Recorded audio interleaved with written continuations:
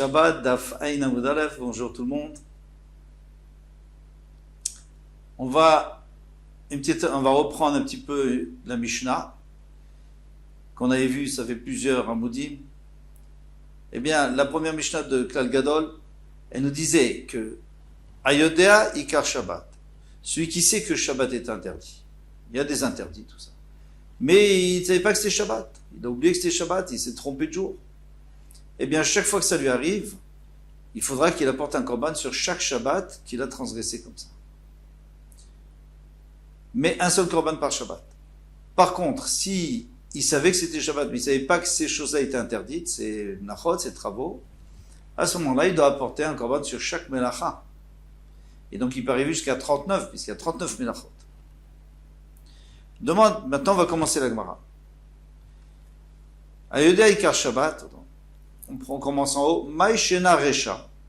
Quelle est la différence entre le début, où on avait dit qu'on apporte un korban par Shabbat, Maïshena Sefa, et quelle est la différence avec la Sefa où on dit qu'on apporte un korban par travaux interdits. Amar Rav Safra a dit, Kan midiat Shabbat ou Poresh. Ici, quand on dit à quelqu'un, tu sais, c'est Shabbat, eh bien, il va tout de suite s'arrêter. Il va tout de suite s'arrêter parce qu'il réalise, lui, il pensait qu'on était vendredi ou dimanche. On dit c'est Shabbat, il s'arrête tout de suite grâce au Shabbat. Alors qu'est-ce qui le fait arrêter? C'est le Shabbat. Donc il doit apporter un korban sur le Shabbat. Mais dans le dernier cas de la Mishnah, eh bien, la Sefa de la Mishnah, la fin de la Mishnah, eh bien, de quoi il se sépare des travaux, parce que tu dis, tu sais, t'as pas le droit de faire ça, t'as pas le droit de faire ça, t'as pas le droit de faire ça. Donc lui, il dit, bon, alors j'arrête. Donc il se sépare, il doit apporter un korban, comme kapara, parce qu'il est en train de faire teshuva. Et donc de réaliser l'importance et l'interdiction de ce travail. Donc il apporte sur chaque travail. Amarle Rav Nachman. Rav Nachman il dit oui, mais elle n'est pas très bonne ta logique. Pourquoi? Klum parish mi Shabbat et la mishum lachot. Quand quelqu'un, on lui dit c'est Shabbat, il s'arrête. Pourquoi? Parce qu'il sait que les travaux sont interdits, sinon il ne se serait pas arrêté. Donc finalement, c'est de Shabbat qui se sépare, mais il se sépare aussi des travaux interdits. Veklum parish mi lachot et la mishum Shabbat. Et celui à qui on a dit, tu sais, ces travaux sont interdits, pourquoi il s'arrête? Parce que c'est Shabbat. Donc c'est la même chose finalement. L'un ou l'autre, il y a Shabbat et aussi les travaux. Alors apporte au moins un par travail. Et là, Rav Nachman, il a donné une petite nuance pour expliquer, et là on comprendra bien la différence. Korban, dechiev rachamana, le korban pourquoi est-ce que la Torah nous a rendu coupable d'apporter un korban? Amai, sur quoi? Ashgaga. C'est pas sur le fait qu'on réalise maintenant, c'est sur le fait qu'on n'a pas réalisé avant. C'est ça le problème. Pourquoi tu as transgressé? Parce que tu n'as pas réalisé que c'était Shabbat. Donc sur ce manque de conscience, c'est là-dessus que tu vas apporter un korban. Donc si on est inconscient de Shabbat, il faut apporter un korban. Hatam, Chada, Shgaga, là-bas il y a une seule Shgaga, une seule inconscience, et il connaît toute la halachot parfaitement, mais il pense que c'est vendredi. Donc il apporte un korban. Achat, Tuva, Shgagot, Avian, mais ici, il a plusieurs choses sur lesquelles il est inconscient. Et ça, c'est un peu de sa faute, il aurait pu apprendre. Donc il sait que c'est Shabbat, mais il ne savait pas qu'on n'a pas le droit de moissonner, qu'on n'a pas le droit de couper, qu'on n'a pas le droit de cuire. Eh bien, il faut apporter sur chacun, c'est normal. Parce que c'est sur le fait qu'on ait été inconscient qu'on doit apporter un korban. Et là, tout fonctionne bien. Maintenant, on continue. Chayav al kol melacha umelacha. On a dit qu'il est chayav sur chaque travail qu'il a fait. Chaque travail interdit. Donc, s'il y en avait 10, il en apportait 10 korbanot. Chiluk melachot milana. Maintenant, j'aimerais savoir d'où on apprend de la Torah que on apporte sur chacun. Peut-être qu'on apporte un korban par exemple. Quelqu'un qui a mangé du chazir, et il a mangé de la graisse interdite, et il a fait avodah zara, et tout ça il ne savait pas. Et après quand il apprend, il doit apporter un korban sur chacun. Mais s'il a fait 10 fois avodah zara, il apporte un seul korban. Pourquoi? Parce que c'est un seul oubli. Alors ici aussi, peut-être que, même s'il a fait 39 travaux interdits, mais c'est un seul oubli, parce que c'est finalement, c'est tous des travaux de Shabbat. C'est comme s'il avait mangé plusieurs fois de la graisse. Puisque chaque travail, c'est du même Shabbat. C'est le même interdit, c'est l'interdit de travailler pendant Shabbat. Eh bien, il va falloir apporter un passouk qui nous dit exactement le contraire. Amar Shmuel, Amar Kra, Mechalelea, Mot Yumat. Celui qui transgresse Shabbat, Mot Yumat, mourir, il mourra. Donc il y a deux fois mourir. La Torah Rifta Mitot Arbe. La Torah nous a inclus que quelqu'un pouvait avoir deux punitions. On va expliquer, c'est pas vraiment mourir, quelqu'un ne peut pas mourir deux fois. Eh bien, Mitot Arbe, Al Chilul Echad, sur une seule transgression, c'est-à-dire il a transgressé tout Shabbat, il a transgressé un travail, il doit apporter un korban. Il a transgressé Shabbat, il doit apporter plusieurs korbanot. Excusez-moi, je me suis trompé. Parce qu'il y a écrit Mot Yumat, donc il apporte plusieurs korbanot. L'Agma nous dit, mais ça marche pas du tout, pourquoi Haïbe Mezid Kitiv. Ici on parle de quelqu'un qui fait exprès. Et il fait intentionnellement, puisqu'il doit subir la peine de mort. C'est qu'il a fait intentionnellement. On ne parle pas du tout d'un khatat ici. Alors, l'Agma nous répond comme elle a l'habitude de répondre. Imeno inyan les mézides. Si ce pasouk ne te sert à rien pour mézid, pourquoi? Parce que tu as déjà un pasouk pour mézid. On a déjà un pasouk pour mézid. Dirtiv kol haosem lachayumat. Tout celui qui transgresse, qui fait un travail, Shabbat, un travail interdit, devra mourir. Donc ça, on a déjà réglé le problème du mézid. Teneu, Enyan et Shogeg. Donc dans ce cas-là, on peut utiliser ce pasouk pour Shogeg. Alors il faudra quand même expliquer comment ça rentre dans les mots, puisqu'on parle de mourir, on va expliquer tout de suite. Ou Mayumat, et ça veut dire quoi qu'il va mourir? Yumat Bemamon, il mourra avec de l'argent, c'est-à-dire il devra dépenser de l'argent.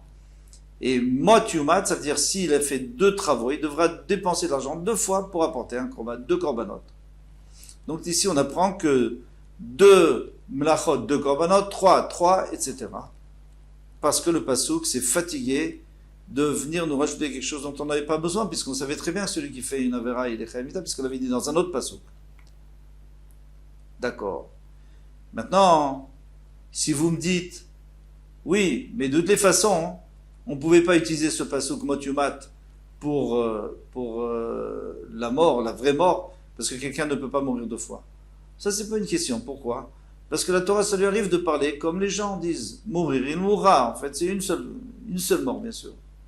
C'est pas ça qui nous a repoussé. Ce qui nous a interdit d'utiliser ce pasouk, c'est qu'il y en avait un autre qui parlait de la mort. Donc celui-ci, c'est sûr qu'il parle du khatat et des dépenses d'argent. Continue la Gemara. Les Rabbi Nathan. Pourquoi, Shmuel, tu cherches des psukim, mais il y a déjà Rabbi Nathan qui était un Tana avant toi. Il a appris d'autre part, alors apprends comme lui. Pourquoi tu innoves? Les Tanya, on a vu dans une braïta, Rabbi Nathan Omer,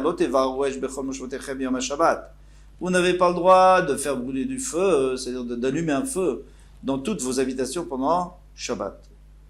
Matam Lomar, qu'est-ce que ça vient nous apprendre? Tout le monde sait qu'allumer du feu, c'est un travail. Ça fait partie des travaux dans le Mishkan. On a appris tous les travaux du Mishkan. Eh bien, si c'est un travail, ça rentre dans l'ota sekom melacha, ça rentre dans le issour de faire un travail. Alors pourquoi on a besoin de nous dire un pasouk spécial pour le feu? Les fiches, Israël, parce qu'il est écrit que Moshe Rabbeinu a rassemblé toute l'assemblée d'Israël. Il leur a dit, Ele Advarim, je lis dans Torah Or, Ele Advarim, Asher Tziva Hashem la'asot otam. Voici les choses qu'Hashem a ordonné à faire. Alors, Sheshet Yamim ta'aseh melacha, pendant 6 jours, tu feras des travaux et le 7e jour, tu devras te reposer. Alors, Dvarim. Alors, parce qu'il y a écrit Ele Hadvarim. Dvarim, ça fait 2, toujours, parce que davar, c'est au masculin, dvarim, c'est au pluriel. Donc, ça fait déjà 2 interdits. Hadvarim, tu as rajouté un he, ça fait encore un interdit, ça fait 3. Ele, puisqu'il y a écrit voici, ele, si on fait la gematria de ele, on va arriver, Aleph c'est 1, Lamed c'est 30, et he, c'est 5, ça fait 36. 36 plus 3, et les Advarim, Elu, Shloshim Vetesham Lachot, ça fait 39 Melachot, chez Nemrou et Moshe Misinaï, Bessinaï, qui ont été dit à Moshe Rabbeinu au Har Sinaï. Yachol Hasan Kulan Be'elam Echad Eno Chayav El Echad. J'aurais pu dire peut-être que quelqu'un qui se serait trompé et qui pensait que tous ces travaux, il ne savait pas qu'ils étaient interdits.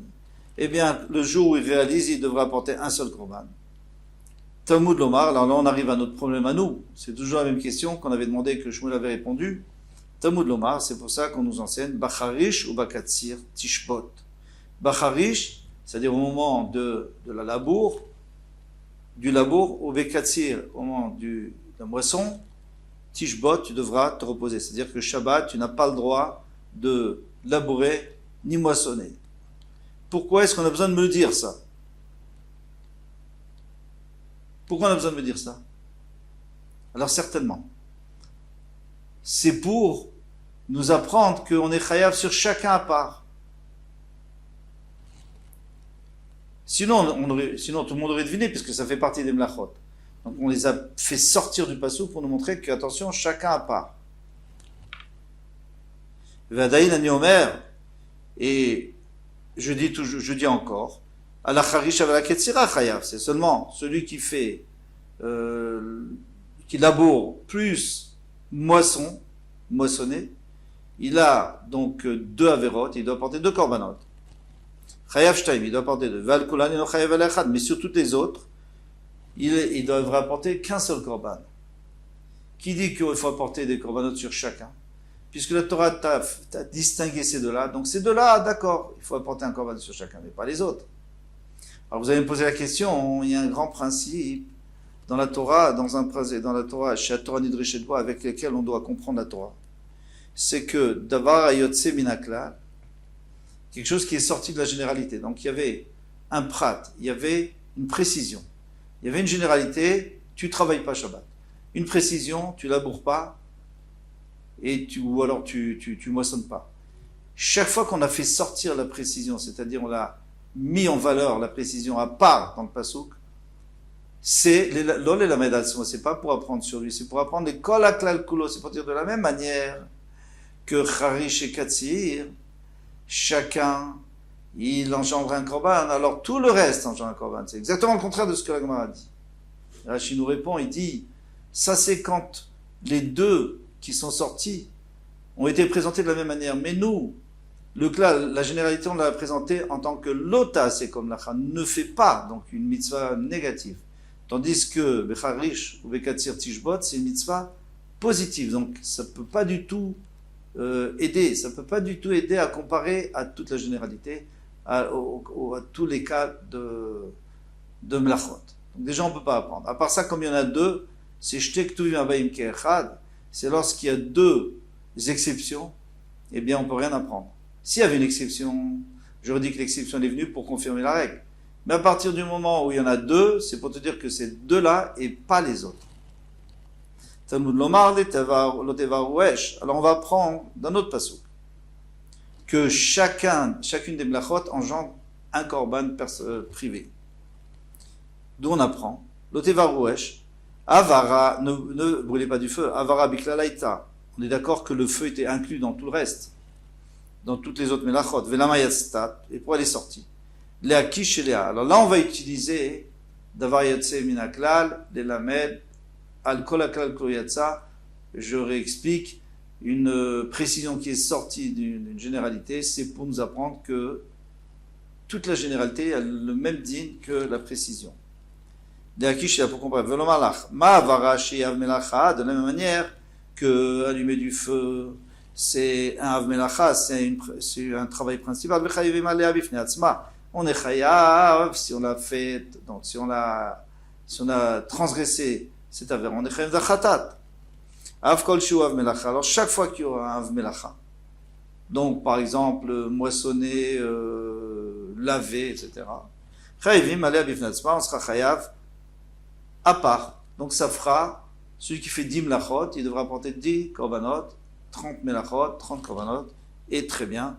Donc, on a appris, Rabbi Nathan nous a appris ça. Donc, pourquoi est-ce que Shmuel a utilisé ce qu'on avait dit avant? Il avait utilisé Mot Yumat, le pasuk Mot Yumat, pour apprendre qu'on distingue chacun pour un korban pour chacun.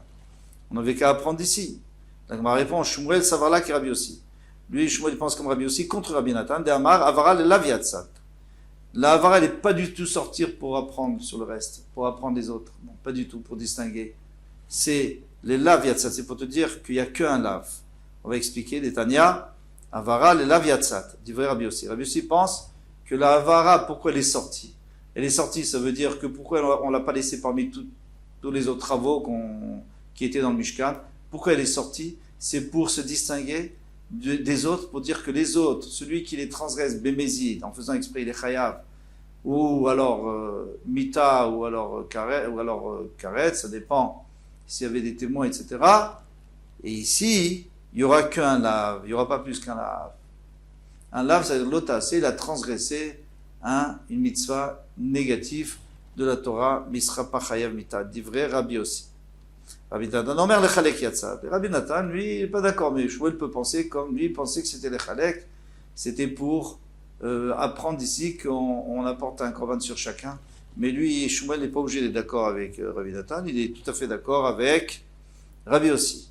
Alors j'ai une autre question sur lui. Vétipokle la Chalok, les Chilouk, pardon, et il aurait pu aussi séparer chaque ave pour apporter sur chacun un korban. Eh bien, les Chilok Melachot, mais Echad et Nafkal et Rabbi aussi.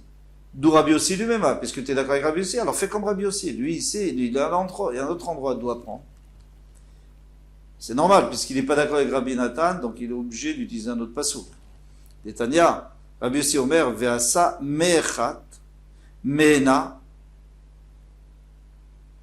Alors, Veasa Me'echat Me'ena. Alors, on lit le pasouk. Pasouk dans Torah d'Aber Israël, les morts nefesh qui techeta, un nefesh qui va faute bishgaga par une advertence, mais comme Misvat Hashem, Asher lote asena, veasa me'achat me'ena. Alors si on regarde le Pshat Pashut, c'est-à-dire il a fait une de ces 39 melachot. Il n'y a rien de tellement exceptionnel, sauf que lui, il veut apprendre beaucoup de choses ici. Pamim shechayavim achat al kulan. Parce que achat, ça veut dire une, ena, ça veut dire plusieurs.